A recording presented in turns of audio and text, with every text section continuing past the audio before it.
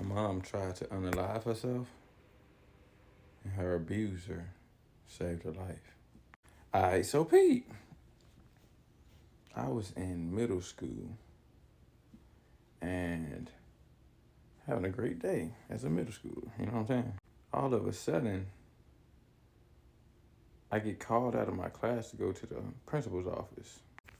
And at this time, I was a good kid, so I ain't really do much. So I was confused, like, man, I ain't even do shit today. The most I did was talk too much. And you know how it was in middle school, you get called to the office or something like that, and all the kids be like, ooh. And I'm like, shut the fuck up, man, I ain't did shit. I walked down the hall, and because I felt like I was in trouble, I took my time. I'm going to other classes that my friends is in, and I'm just in the door like, you know, fucking with my friends. Eventually, I make my way to the office though. As I'm in the office, my stepdad was in there. And he was like, man, we got to go to the hospital. Your mom had an accident.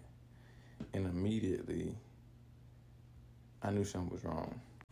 I'm touched with autism, I believe, because I can just feel energy, and it's not just normal. Like, I can feel it to the T. And I automatically knew that either my mom was dead or about to die. And that scared me because I did not want to live with my stepdad and my mom not be alive. So immediately I just bust out screaming, she's dead, isn't she? She's dead, isn't she? You killed her. Now this was in front of my principal and stuff. So my principal was looking at my stepdad like, what the Immediately my principal and them are looking at my stepdad like, and he like, man, chill. I ain't do nothing. I wasn't even there. Your mom got into an accident, man. So now I'm thinking, damn, my mom died in a car accident.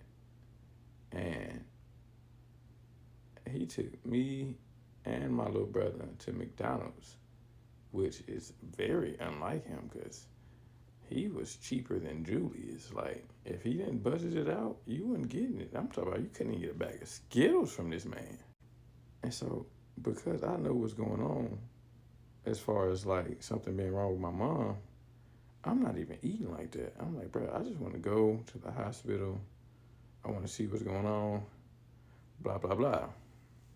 He like, man, we're going to go, just eat your food. He's like, I also got you an apple pie and some cookies. And I'm like, okay, no, something must really be wrong. It's like, because not only did you buy us a Happy Meal, but we got snacks too? Nah, mama must be dead. Eventually, we leave the McDonald's and get in the car and head to the hospital. And when we get there, we got to go, up the elevator and find my mom's room. Eventually, we find it. And she's alive, but she looked bad. I immediately thought, they got into a fight or something, but I was sadly mistaken. Everybody's beating around the bush and nobody wants to tell me what happened because I'm too young. I'll understand when I get older, blah, blah, blah. But my mom's eyes were bloody, like it was blood inside of her, eyeballs or whatever. And I'm like, yeah, this is not no normal sickness because I wasn't no dumb kid, man. I knew that something bad happened. Fast forward, she gets better and like time passes and one day we go to church and it's time to give a testimony. You know what I'm saying? My mom gets up. This is not out of the ordinary as much as like you would imagine. She did this every blue moon. Get up and go talk to the church, tell them what she done been through, and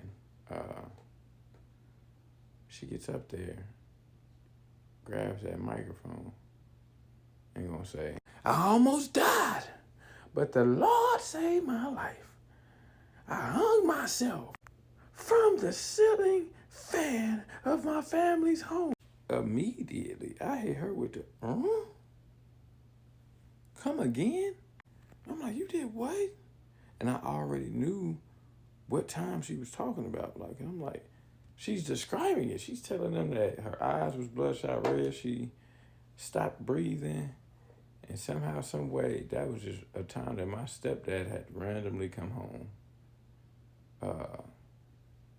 After work, I think, or something like that. He just randomly came home. He normally didn't come home at this time. And he saw her dangling, you know what I mean? And